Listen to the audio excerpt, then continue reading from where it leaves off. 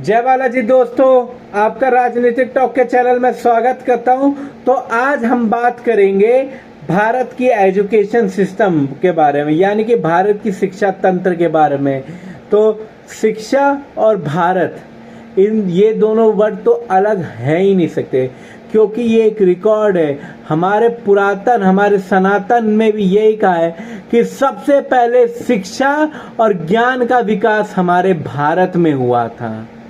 पर सब पहले भारत में हुआ था दोस्तों। बड़े बड़े महान ज्ञानी, खगोल शास्त्री आए पहले के टाइम में, सब भारतीय थे। ये वेद आए, वेद जो जिस समय लोग लिखना नहीं जानते थे, उस समय हमारे भारत के ज्ञानियों ने, महर्षियों ने वेद लिखे थे दोस्तों। तो ये था हमारे भारत का शिक्षा सिस्टम, ये था हमारा एजुकेशन सिस्टम। तो पर क्या आज के समय में भी हमारा भारत का एजुकेशन सिस्टम पहले जैसा है? ये आप बताइए मुझे कि हाँ कि नहीं। क्योंकि मेरे मानने में भारत का शिक्षा तंत्र दुनिया के सबसे बड़े सिस्टमों में से एक है। पर सबसे बड़ा सवाल भी यही है दोस्तों, क्या ये सबसे प्रभावी भी है? क्योंकि इसके बहुत बड़े सवाल उठते हैं। हर बार आपको भारत के एजुकेशन सिस्टम के बारे में सवाल सुनने को मिलेंगे, और आज हम इसी के बारे में जानेंगे कि शिक्षा का मूलभूत असली उद्देश्य क्या है, वर्तमान जो हमारी सिस्टम है उसकी सच्चाई क्या है, और इसका समाज पे क्या प्रभाव पड़ रहा है आज की एजुकेशन से, उसके बारे में जान करेंगे। तो सबसे पहले हम बात करते हैं शिक्षा के असली उद्देश्य की। क्योंकि शिक्षा का अर्थ केवल पढ़ाना नहीं होता है, उसका सिंपल अर्थ होता है, क्योंकि प्राचीन भारत में गुरुकुल व्यवस्था जब थी, उसमें क्या सिखाया जाता था? जीवन कौशल, नैतिकता और स्वतंत्र चिंतन। और ये बेसिकली जब वहाँ पे बचपन से पढ़ने जाते तो ये सब चीजें सिखाई जाती थी। और लेकिन आज के समय में शिक्षा किस चीज में है? शिक्षा किस चीज में? शिक्षा पैसे कमाने पे आधार पे हो गया है। आप प्राइवेट स्कूलों का हालत देख ही रहे हो कि वहाँ पे इतनी प्रेशराइज हो गए और इतनी फीस है कि मतलब किताबें भी स्कूल से लो, अगर नहीं ले रहे हो तो आपको वो किताबें कहीं और से ले रहे हो तो वो भी मान्य नहीं की जाएगी।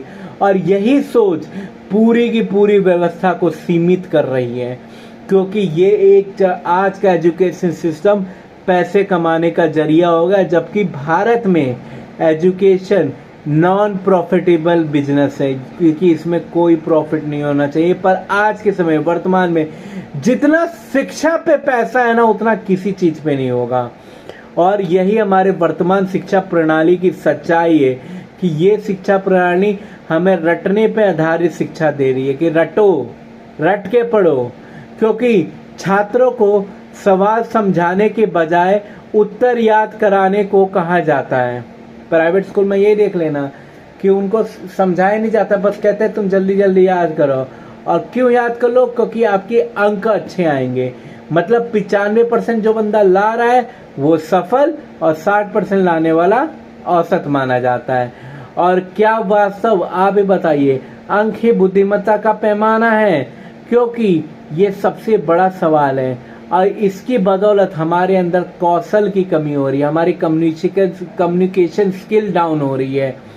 हमें जो प्रैक्टिकली नॉलेज मिल रहा है वो नहीं मिल रहा है, क्योंकि हमें जितना पढ़ाया जा रहा है थ्योरिकल पढ़ाया जा रहा है, हमें उसको प्रैक्टिकली समझाना नहीं पड़े। जबकि एक वैज्ञानिक शोध भी कहती है कि जितना इंसान को प्रैक्टिकली समझाया जाए उतना वो थ्योरी में नहीं याद कर पाएगा और प्रॉब्लम सॉल्व करवा जाए। ये नहीं कि प्रॉब्लम कह दो कि भैया जाके उस बुक से रट लो, ये नहीं करना चाहिए। और इसी कारण से अभी भारत में शिक्षा का लेवल लगभग ना के बराबर है। और इसका ये मत सोचना कि भारत में शिक्षा का लेवल ना के प्रभाव में तो आपको कोई फर्क नहीं पड़ेगा, इस पे आपको बहुत बड़ा असर पड़ेगा। और समाज पे बताऊं सबसे बड़ा क्या प्रभाव पड़ेगा? बेरोजगारी बढ़ेगी, डिग्रीधारी युवा भी नौकरी के लिए संघर्ष करेंगे, आत्मविश्वास में कमी आएगी दोस्तों, आत्मविश्वास में। और रचनात्मक जो क्रिएटिविटी होती है इंसान के दिमाग में वो भी समाप्त हो जाएगी।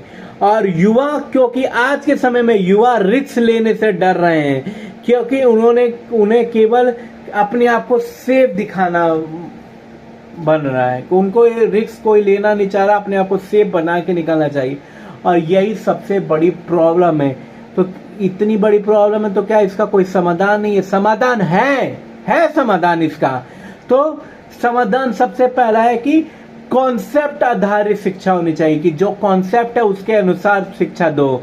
स्किल डेवलपमेंट करना चाहिए कि भैया का कौशल विकास हो, प्रैक्टिकल लर्निंग होनी चाहिए, क्रिटिकल थिंकिंग यानी कि आलोचनात्मक सोच भी होना चाहिए। ये नहीं कि हर चीज सरकार सही कर रही है, कुछ गलत नहीं कर रही, नहीं भैया गलत कर रही है, क्योंकि चीजें जहां अच्छी होती है, 10 चीजें अच्छी होती है किसी भी व्यक्ति में, तो एक चीज उसके अंदर वो खामी होती है, और ये शिक्षा व्यवस्था ये है कि वो सरकार को वो खामी दिखाएगी।